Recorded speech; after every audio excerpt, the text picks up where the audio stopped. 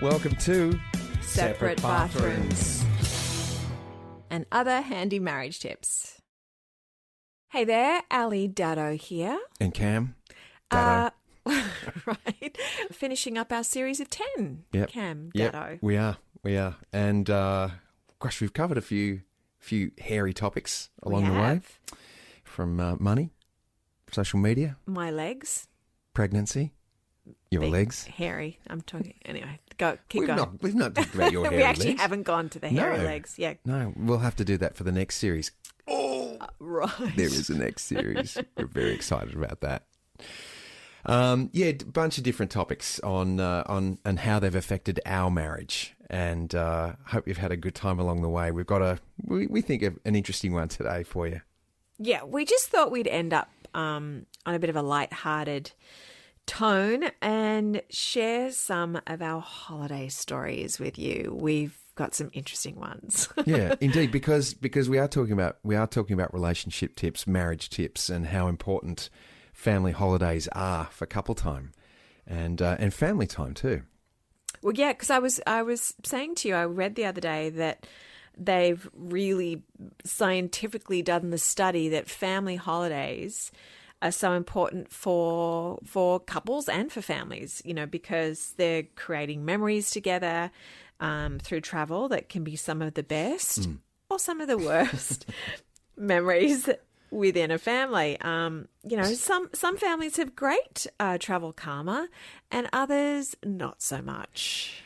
Yeah, I think we sort of... Well, look, I don't always choose, but I often choose to look at the glass is half full.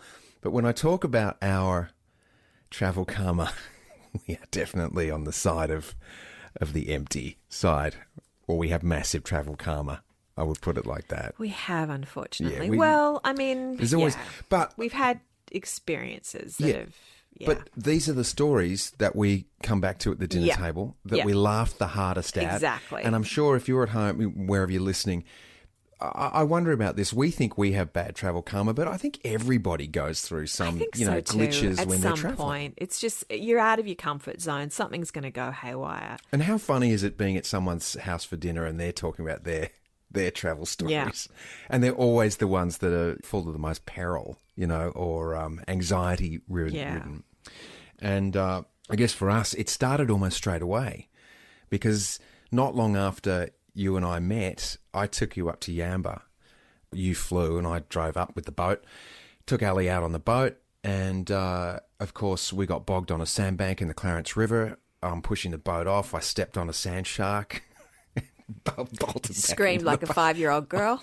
I did. That was impressive, wasn't it? And then, I was like, he's macho. What a macho dude. Pushing the boat off the sandbar.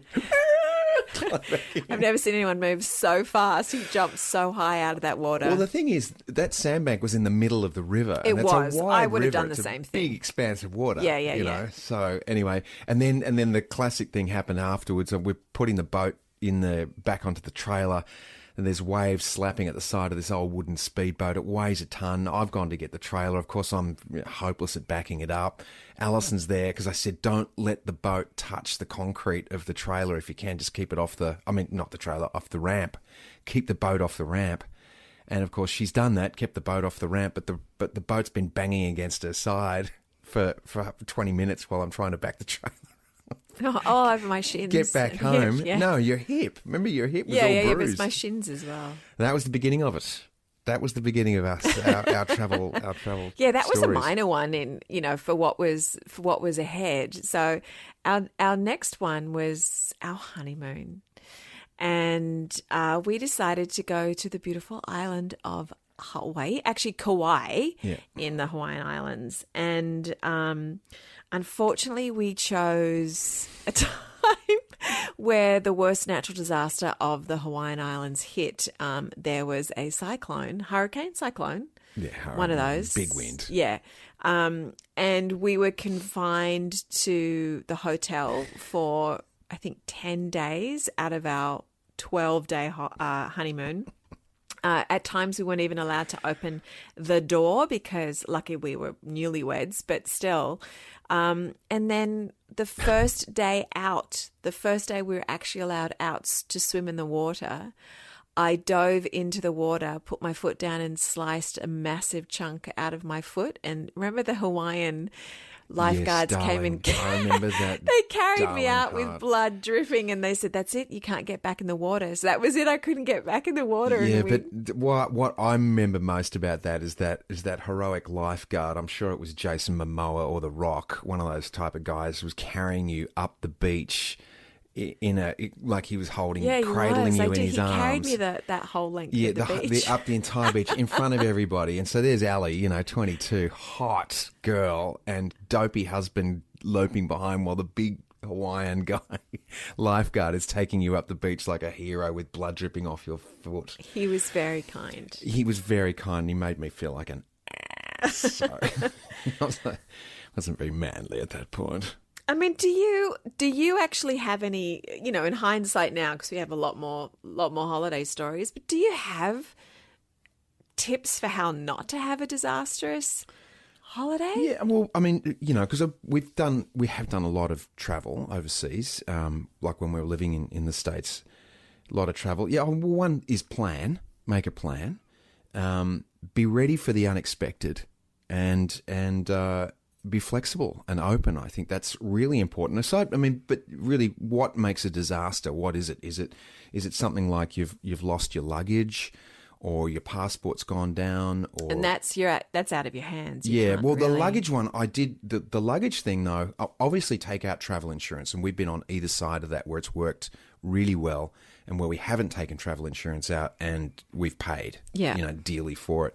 But I was reading about the lost luggage thing, and that's an interesting one because you file a claim straight away with the airline. That creates a paper trail. That starts evidence, and then you take to Twitter or Instagram saying how effed up that airline is, and they hate bad social media. Oh, I've seen those kind of stories. Yeah, so they will probably contact you fairly quickly, right, and get it resolved. So that's where social media is fantastic. Wow. If they're looking bad, they'll get back to you. I never would have thought of that, but yeah. Yeah. So things like that. And the other one, if it's a disaster, I mean, obviously travel, you're going out to different places in the world, and that could be out into the tundra, into the forests. And Bear Grylls has a great tip, and that is please remember what's first, and that stands for protection, rescue, water, food. And that will keep you in good stead if you're staying overnight in an airport. Get your protection right, work out your rescue plan, make sure you got water and you got food till the morning. And so I think that's a ripper. Please remember what's first is a good right. Good That's survival. if you're going trekking or out in the wild. Yeah, but as I said, it works in airports. If you're having to stay the night overnight in an airport, find the best place to sleep where you're not going to be. It's a bit like when I was in that homeless experiment for SBS, it was like find protection first. So it was where people are not going to be walking past and you're not going to be abused, things like that. And then make sure you've got a safe plan around you to escape to, water and food. You ask me. I'm telling you, Boy Scout Cam Daddo. Dib, dib, dib, dob, dob, dob. Right there. You just make sure you've got a really nice key to open up your hotel room. Yeah, with a big with all door. the water inside. And a really comfy bed. With an electric blanket and room service. Oh, look, here's my tip. What's your tip? Here's my tip. It would be to not travel with someone who's doing a colon cleanse. Where would you come up with that? How would you even make that connection? Where would I? A trip and a colon cleanse. Where would I come up with this? Let me think. Let me throw our minds back to a few years ago. That's so unfair. When you are so evil. Living in America,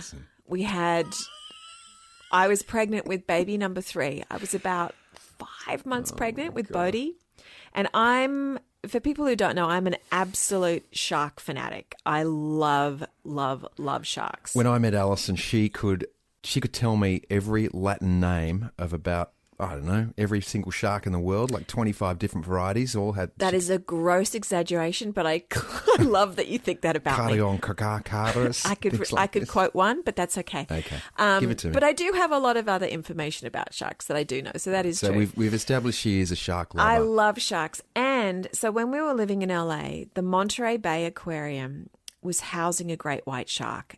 And I found out about this and I was beside myself. I thought, I'm going to actually get to see a great white shark while not in its natural habitat. But they're only going to hold it for so long because they don't do well in captivity. It was eating all their tuna.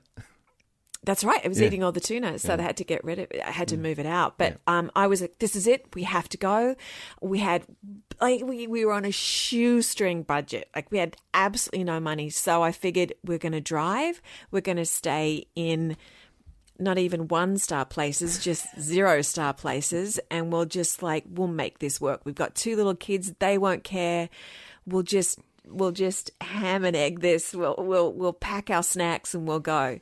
So we set off, and for some reason you weren't with us on that first night. No, because I was shooting. You were shooting something. So me and the kids got to Santa Barbara, went out for seafood. Middle of the night, our youngest son gets up, projectile vomits everywhere, all over the carpet.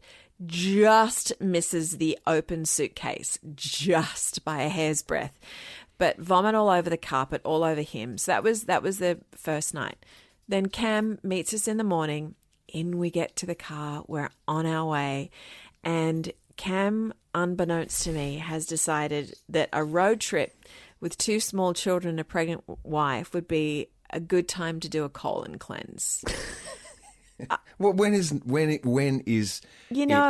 a good time, and when is? Obviously, we found out. That is not a good time. Clearly. But I see that trip was a spontaneous trip. You'd actually gone, let's do this. No, and I'd been planning it for ages. You see, in my mind, they didn't have the shark wasn't there for ages, though. Honey, how else would I have planned all of the little crappy hotels that we stayed at? I had planned it for ages. Have crappy toilets, and I'd been planning my colon cleanse for actually quite a few. Dude, it was such a bad decision. You wait till you're home in your own bathroom to do a colon cleanse. Well, I didn't know. Do it on a road trip. I've never done one before, so I didn't know that this was going to be... anyone could have told you this. Yeah, but no one did, because no one... I known wasn't telling people, okay, I'm going off to do a colon cleanse. It's not something that you share with someone. Well, you should have shared it with me, because I would have told you don't do it on a road trip. Yeah, because but I did not know it was going to be explosive. I did not know. And unfortunately... It's still a heated topic, as you can Unfortunately, it was explosive. So I don't want to go into too much gory details, but let it be said. So I think we're on night number 2, and we're staying at like the world's crappiest hotels. I mean, we were all in one room. It's so bad. And it's 5 a.m, and I hear like all this clanging of like the fan going on in the bathroom and weird sounds. I'm like, what on earth is going on? And we're meant to stay there for 2 nights. Anyway, we all wake up, getting ready. Cam goes, we're not staying here another night. This is it. We're not doing another night at this hotel. I don't like it. I was like, sure. All right, let's move on. I mean, it was $17 a night or whatever it was. Let's move on to the next place. We can do this. So finally we get going in the car, and he goes, wow, I'm so glad we left that hotel behind. I shudder to think about the cleaning of that bathroom. I'm like, what are you talking about? So 5 a.m, the colon cleanse powder does its work, and Cam attempts to keep everything nice and quiet and not turn the light on in the bathroom. So he goes to the bathroom. I was there, you know. He misses. He goes to sit down on the toilet, misses the toilet. I fell between the wall and the toilet. Yes. Do you want to take over? No. Do you want me to? He misses the toilet and falls to the floor and... Explodes. Like, can't get himself up in time. The reason I missed the floor... Okay, so I'd been working on this $100 a day movie. This is why we were on a cheap budget. And my knees were sore. and I bent forward in the dark. So I turned the fan on, and the fan was attached to, or turned the light on. The light was attached to a fan that was going ding, ding, ding, ding, ding. I knew that was going to wake up Ellie and the kids. So I turned it off, and my knees were sore. So I bent forward to go to sit down, and I smashed my head on the toilet paper dispenser, which knocked me backwards into the back wall, pushed me against the other side wall, and the toilet fell between, and that's when it exploded. Yeah. That being my I couldn't control myself, because that's what happens on those freaking colon cleansers. Yes. And it was like, what is going on? I can see the Woman's Day article now, right? Is this going to go? Is this going to be like... Better not. Well, you're getting the truth of it. Please, this is the truth and of it. And the laughs going on. Now it's a funny story. But I tell you, I had to use every single towel in that bathroom. Such a literally crappy bathroom now. Oh, God. That's to clean that thing up. So we got out of there fairly smartly. Yeah, we burned rubber out of that. I think we might have burned a candle, and then we burned rubber to get out of there. So the burning rubber was a better smell. Anyway. So that was, yep. So that basically continued on. We stayed at the world's worst hotels. They weren't even hotels; they were motels. Yeah. We called them Cell Block H. Well, Cell Block H was the one that was closest to it. And I look, the reason I brought up the movie thing was because it was $100 a day movie, and that's what our budget was, basically. Yeah, basically to eat and stay in these rooms. And the sad ending to that story is we were almost there. We were almost at Monterey, and we were just walking on the beach, just paddling our feet in the water, and there was a fisherman there, and Cam got chatting with him. As you do. And said, oh, yeah, we're on our way to see the great white at the Monterey Bay Aquarium. And they said, oh, mate, they let it go 3 days ago. So we're like, oh, God, we missed the shark. We jumped the shark, literally. Fonzie, happy days. We went up to the Monterey Bay Aquarium anyway, and we saw a photograph of what the shark did look like. Yeah, they had a photo board there, which was they didn't even have time to create the exhibition.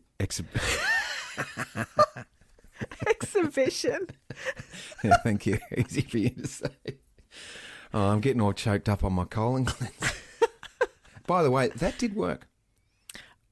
Well, yeah, I mean, it clearly. worked physically for me.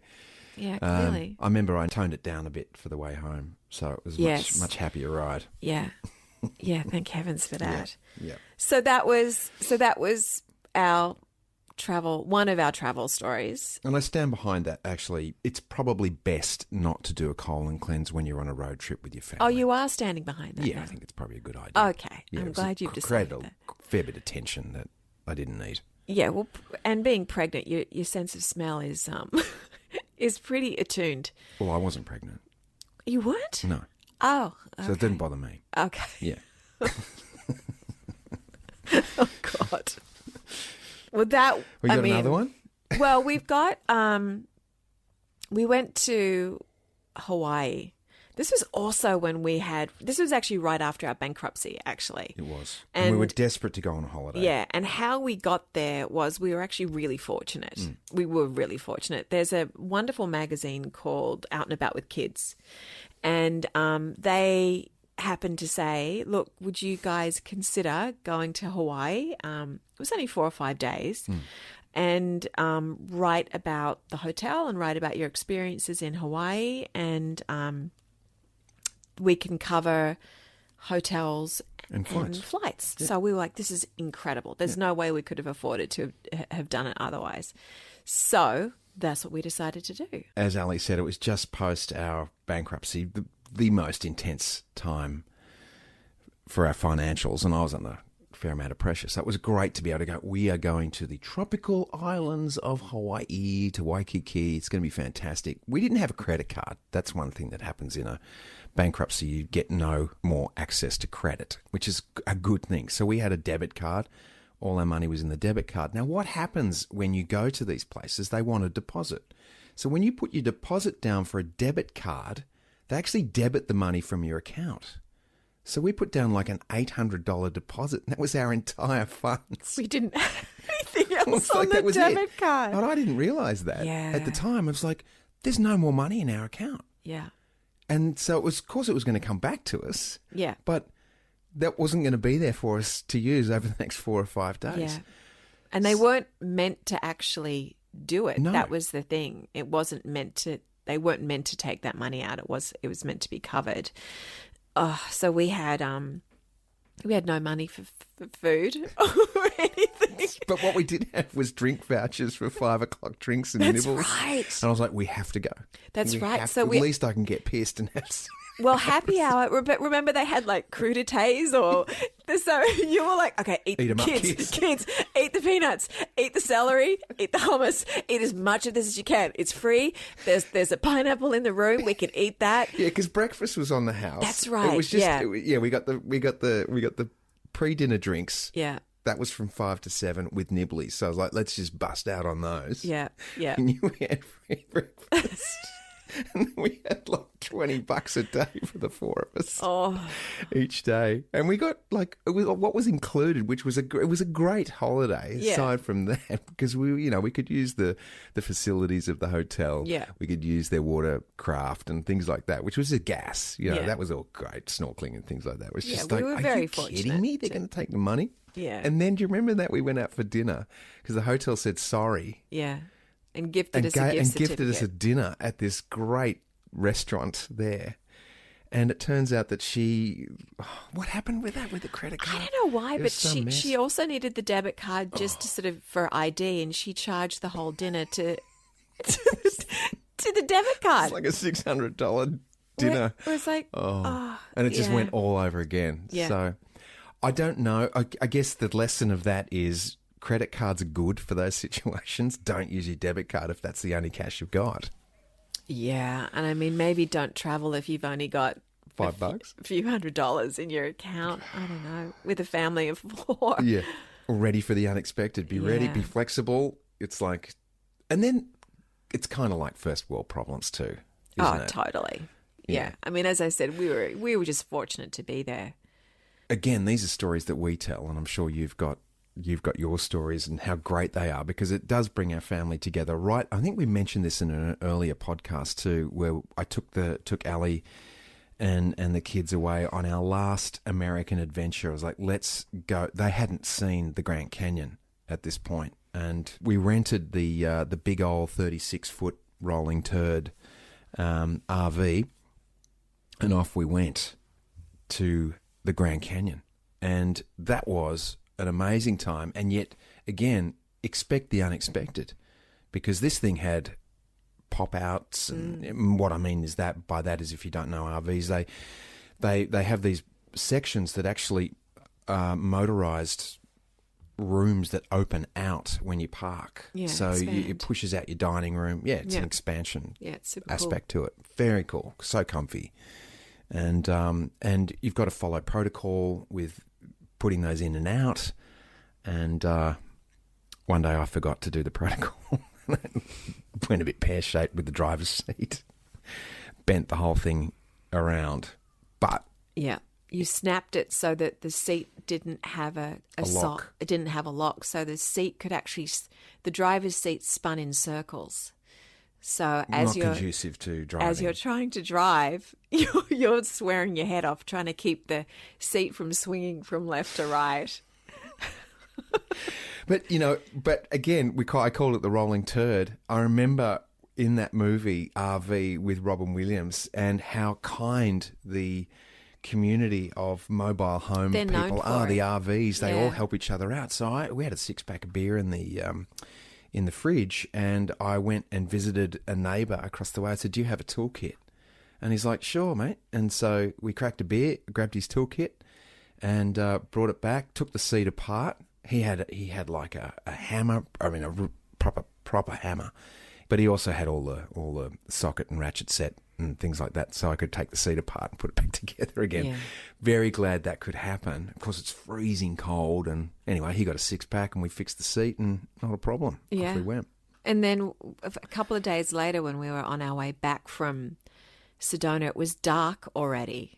No, we were heading into Grand Canyon. We're heading That's into right. into the canyon. Into the canyon, and it was already dark. And I don't even know how this happened, but when you have one of those RVs and you open the door, automatically a step comes out and anchors itself to the earth. So you don't, it's just part and parcel of the mechanism. And we were driving along the road into the canyon, and all of a sudden the door swings completely open. The kids aren't in seatbelts because you don't have to be in an RV. And the steps start to lower themselves down. Now, had they actually hit the... Actually, they did start grinding, yeah. And so our youngest Bodhi, for some reason, thought a mountain lion was attempting to get... Yeah, kids' imagination. She thought a mountain lion was attempting to get into the RV from the sound of the... Our son, River, actually saved the day. He threw himself at the door and pulled it closed. That could have gone really pear-shaped. He could have just disappeared out of that door. That's what scared me the most. Yeah. He could have just dived, going around the corner. Yeah. Where's River? Yeah. Gone. Yeah. So we actually, nothing bad actually did happen because of that, but that was what could have been. But it was more like afterwards, like what everyone thought had happened. Like you were screaming, you're like, what the heck? And Bodhi's screaming because she thought it's a mountain lion. Lolo's completely white. She thought her brother was flying out of the van. I barely saw any of it happening because I'm just keeping my head down on passenger seat going, are we going the right way? And of course we were, and it was fabulous. And River became a legend after that. The kid who saved us all, really. From that mountain lion. That's right.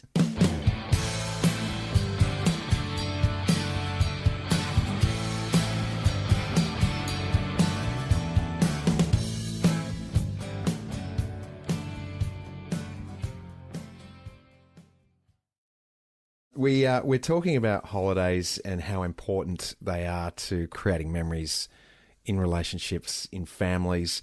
And I guess the last major holiday that we took was the one between moving from Los Angeles to Australia. And the idea was 10 days in Fiji, just the five of us, just to regroup, think about what we'd been through, what was ahead, make a plan, and just have 10 days to relax. And of course, that was the plan. That was the plan.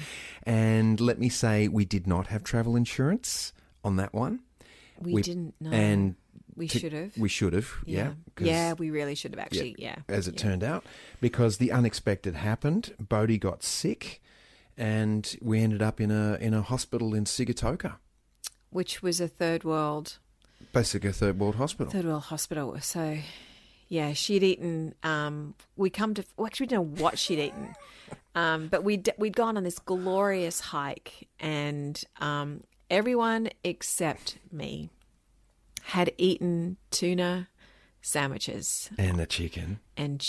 But it was the tuna, because It was fizzy. Let me tell you, basically these guys, we went to a waterfall. They had a esky that they carried. Of course, there was no ice in the esky. It was just food in there and some drinks. And part of the food was these fizzy tuna sandwiches, which were delicious going down. Whoa. But boy, did they create havoc. So Bodes was the first one to get hit, and she got hit really, really, really bad. She passed out. She was projectile vomiting. Within hours. Yeah. And the hotel said, get her to the hospital immediately because she couldn't keep water down. So we took her to the Sigatoka hospital, and God bless them, they need some help over there because their emergency room was one bed with bodily fluids on it and ants crawling up the wall. And the water that they had for her to drink had been boiled. It was just regular water out of a tap that had been boiled and was set in cups sitting on a windowsill, waiting for people wanting to drink something. Yeah. So they had to hook her up to a drip. So she was on a drip for over 24 hours, really, because we missed our flight because that was the day we were meant to be leaving. Yeah. So we couldn't get on the plane. So we incurred all of this cost to stay another night and to move the flights. This is supposed to be our gentle time together, moving to Australia. Yeah. What a great adventure this is going to be, kids. Oh God! And we couldn't. They didn't have a phone, so we couldn't reach Lotus and River, who were waiting at the hotel to find out what was happening with their little sister. So they're at the hotel completely freaked out because we're there for hours and hours and hours staying with Bodhi. And then finally we get a message back to... Actually, we didn't even get a message back to the hotel because when we finally got back to the hotel, Riv threw himself into our arms and burst into tears. And the poor kids, they were just so upset. But we were like, well, we're leaving tomorrow. We're on our way out. Bode started to stabilise, thank heavens. And we get in that van the next day. And actually, previous to that, as we're having breakfast the next morning, there was a tsunami warning. That was fun too. As we're like, are you serious? Like, it's going to be a tsunami? Anyway, let's get out of Fiji now, shall we? Let's get to Melbourne and the warm arms of your parents. And so we get in the van to go to the airport. We get to the airport, and our eldest Lotus looks at me and she goes, I don't feel so good, Mum. I don't feel good. So I'm just going to go to the bathroom. So I'm thinking, good grief. I head with her to the bathroom, projectile vomiting, out the other end. She's green as anything. We've got to keep going. We've got to get on this flight. Yeah, and all Melbourne. this is while I was arguing with the airlines because they were saying that they were not going to accept our excuse for being late for the previous days missing our flights. So they needed documentation that we were at Sigatoka Hospital. And luckily, I'd gotten a piece of paper from the on-duty doctor, and it was just like she'd pulled it out of a pamphlet. Yeah. So I had to get that scanned, sent that to them. You know, lucky you can get an app, a scanner app in your phone. So I was able to scan it or take a picture of it too, I suppose. But anyway, scanner sounds more impressive. But so Lolo's throwing up in front of immigration people, like in that big bin. Remember that? Well, that was as we were heading through immigration, she threw up right as we went past the guy. So, like, holy moly. But we get through immigration. She sits down. She starts to feel remotely better. She's pretty much gotten most of hers out of her system. And the plane's delayed, of course, to add to it. But it's okay. We're almost on. We're almost on that plane. We get on the plane. We're about an hour and a half in. And I've got Bodes with me. She's still not feeling great. Lolo's hunkered down trying to get some sleep, and Riv and Cam are sitting behind me, and I feel this tap on my shoulder, and Cam goes, have you got those anti-nauseous pills? I don't feel very good. I just thought, dear Lord, please don't let this happen on this plane. And sure enough, I hear, Dad, oh my God, Dad. And Cam's had a seizure on the plane and is completely out, and Riv's trying to shake him awake. Lotus is trying to shake him awake. They've got flight attendants rushing towards him. Then he gets up and he heads into the bathroom. So he's now gone down and out. I've gone. But it was lucky because the only seats they had for us were the seats at the very back of the plane, right next to those toilets. Thank heavens. Thank God for that. And because, it wasn't a big plane. Yeah. And so I've gone booked into there. And normally when I feel bad, if I can feel my stomach rumbling, half a glass of red wine will knock anything out for me. And I have very rarely been sick and get the flu and stuff. Yeah, I tried it with the half a true. glass of red. I felt that's a bit weird. I'll just have a half a glass of red. I'll be fine. Yeah. Nah. And you took the anti-nauseous pills. Yeah, I took those. But, I woke up and there's River over the top of me, shaking me, and I had no clue where I was. As Ali said, it was like a seizure. Yeah. And I was in the bathroom, sir, knock on the door. I'm like, oh my gosh, everything's coming out from, I might as well have been doing another colon cleanse. It was like, wow. That was not good. But from, both ends. So those fizzy tuna sandwiches just set the whole thing off. By the time we arrived when we arrived in Melbourne, they made everybody stay on the plane. They had customs and, people coming down in suits. Yeah, men in black. to to find out what the hell was going on with this family down in the back of the they plane. had to radio ahead to say they've got a family on board that Sick. was sick. Oh, I didn't know if they were going to have to quarantine us or something. Luckily, luckily we were allowed into Melbourne, and as Ali said, into the arms of my parents. Basically, grabbed my dad. You burst into tears. I did. Well, it was such a big move coming from. It was so huge. Coming from, when you uproot your family from one country to another, from one, it could be one town to another, or it doesn't matter. It's still an uprooting, and it's very emotional and difficult because you want everyone to be happy, and clearly not everybody was happy at that time. And it was very scary with Bodhi. Actually, she was really sick. Yeah, she was on that trip in Sigatoka Hospital for 8 hours, and we dragged her. We pulled her out. Yeah, we actually she's said, very, "We're very done. sick. We're going to get on this flight. We're taking her back to Australia. This is what we're going to do." Yeah. So look, they're all stories now. We were meant to end on a happy note, but it was a happy note because we got here and then it is. It was all good. And for a family that was not that excited, because dragging the kids out from away from their friends, getting you away from your friends. Yeah.